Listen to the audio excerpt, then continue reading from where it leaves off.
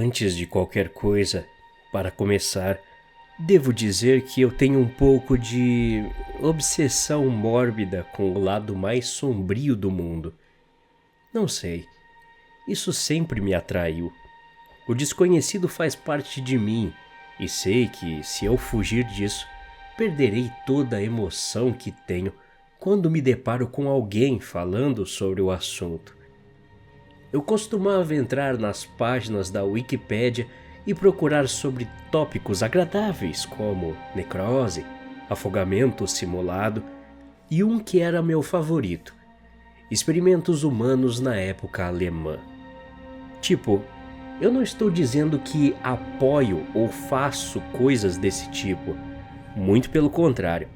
Acho tudo isso muito repugnante, além das piores crenças humanas. Não é porque alguém se interessa sobre o assunto que ele é automaticamente um maníaco psicopata. Por causa disso tudo, você deve imaginar minha empolgação quando um historiador amigo meu disse que alguns documentos de um cientista da pior época da história alemã foram descobertos e que eles nunca sequer foram vistos desde o ano de 1943.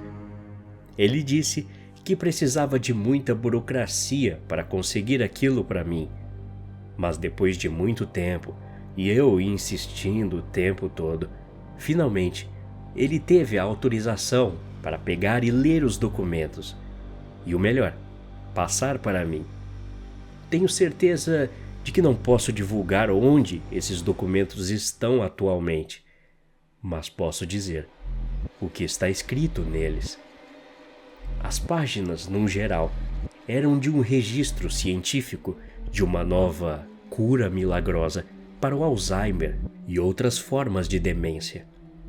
Essa tal cura era descrita como um soro chamado de Spinetase, ou teia de aranha.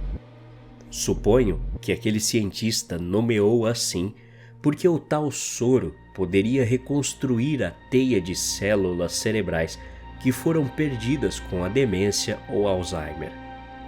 Nas primeiras páginas, ele disse que começaria o teste em um pastor alemão no dia seguinte à sua primeira escrita. A primeira página era datada de 5 de outubro de 1942.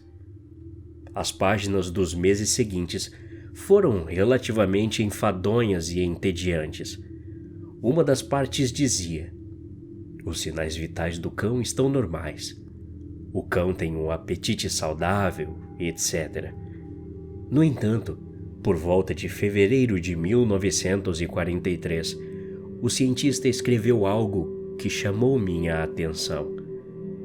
Ele disse que depois de aplicar várias doses do tal soro como experimento no animal, o cachorro falou com ele. Como assim?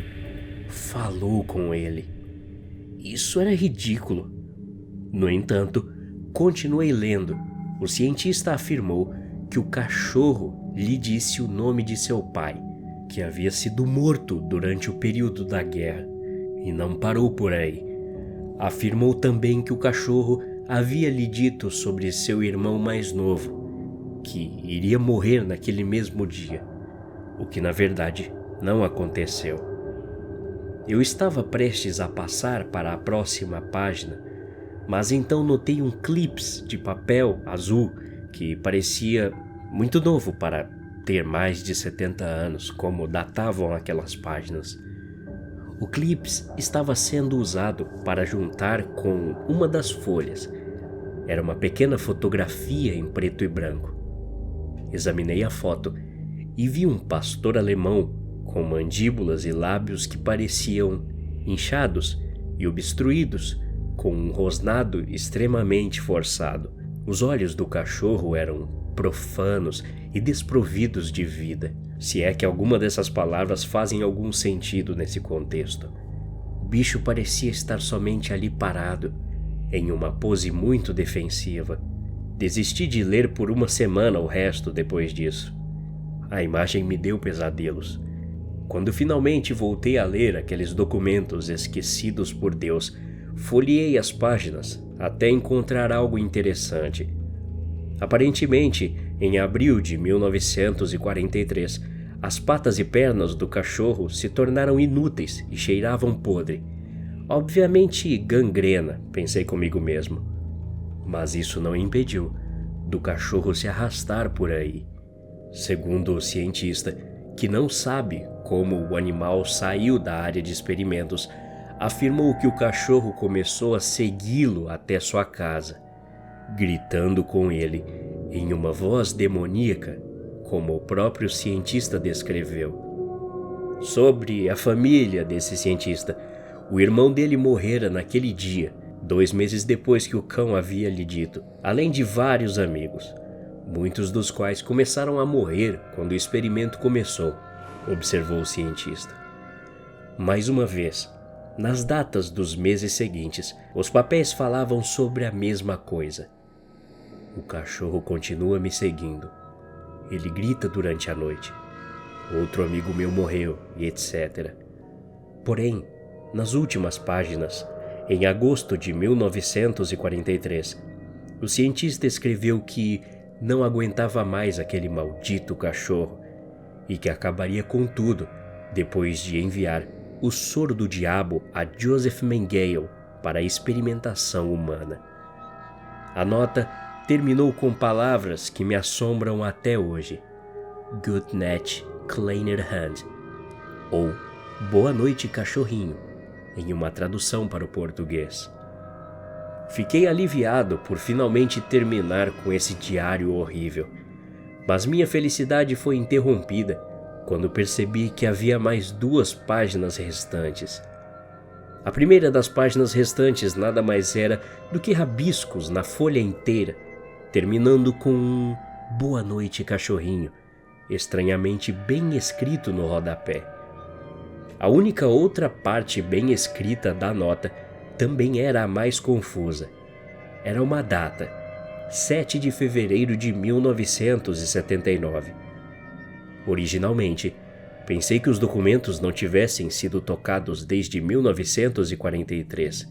Em pesquisas posteriores, no entanto, descobri que em 7 de fevereiro de 1979 foi o dia em que Joseph Mengele morreu. A nota final foi uma única frase, escrita em alemão. Assim dizia: muitas vezes, damos aos nossos inimigos os meios para nossa própria destruição. No entanto, a parte mais assustadora desse artigo foi a data, 20 de junho de 2021. A data do dia em que li esses documentos. Desde que li aquela nota que me tirou o sono, o latido de um cachorro me manteve acordado a noite toda. Não me lembro de nenhum vizinho meu ter cachorro, mas ele começa a latir assim que chego em casa e assim que saio de casa. E ontem, o cachorro me disse sobre como minha mãe tinha acabado de morrer.